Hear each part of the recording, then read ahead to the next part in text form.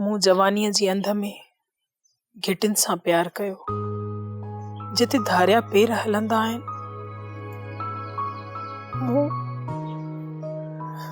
मूं उन्हनि ते एतबार कयो। मामा तव्हां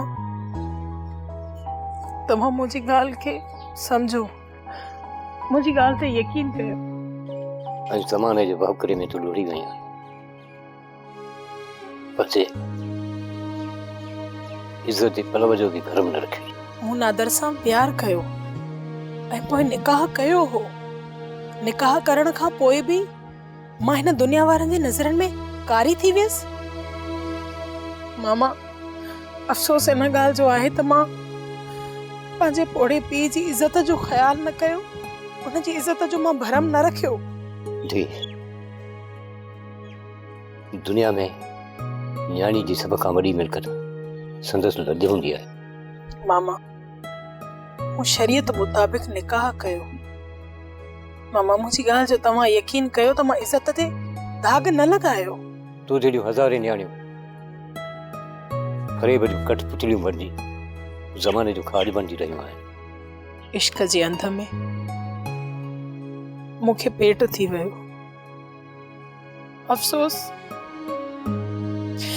अफ़सोस जो उन मासूम जी मां जान भी बचाए न सघियसि। ऐं हिननि हथनि सां मामा उन मासूम जो लाश मूं खयो हो।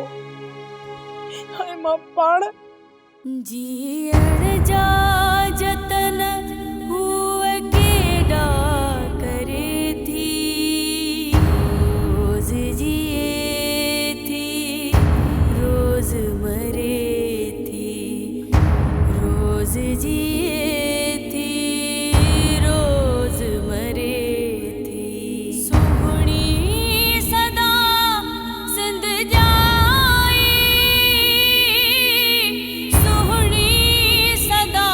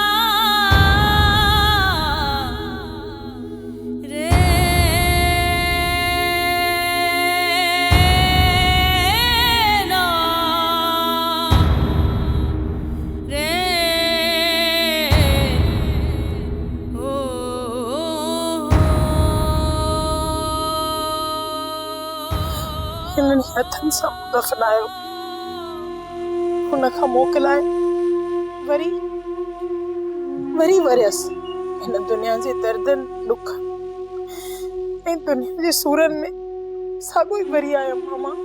कहिड़ी माउ जो मातम आहे जंहिंजे अखियुनि मां रत जा लुड़क वही रहिया आहिनि।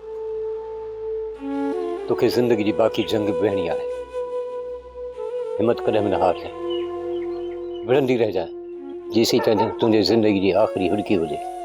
मां रोअंदे बि विढ़ंदसि, सूर सख़्तियूं ज़ुल्म सितम सभु सहंदसि। ऐं मामा सभु सही, मां विढ़ंदमि, मां ज़रूर विढ़ंदमि।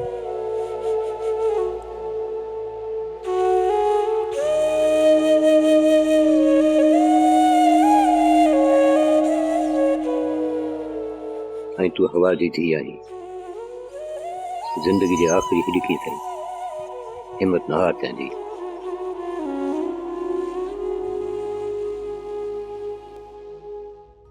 सोप सीरियल सिंध जाई तमाम एपिसोड्स ॾिसो हाणे HD क्वालिटीअ में। विज़िट करियो असांजो YouTube channel Sindh TV HD drama. Subscribe कयो असांजो official YouTube channel Sindh TV HD drama ऐं वधीक अपडेट लाइ बेल आइकन खे क्लिक करियो।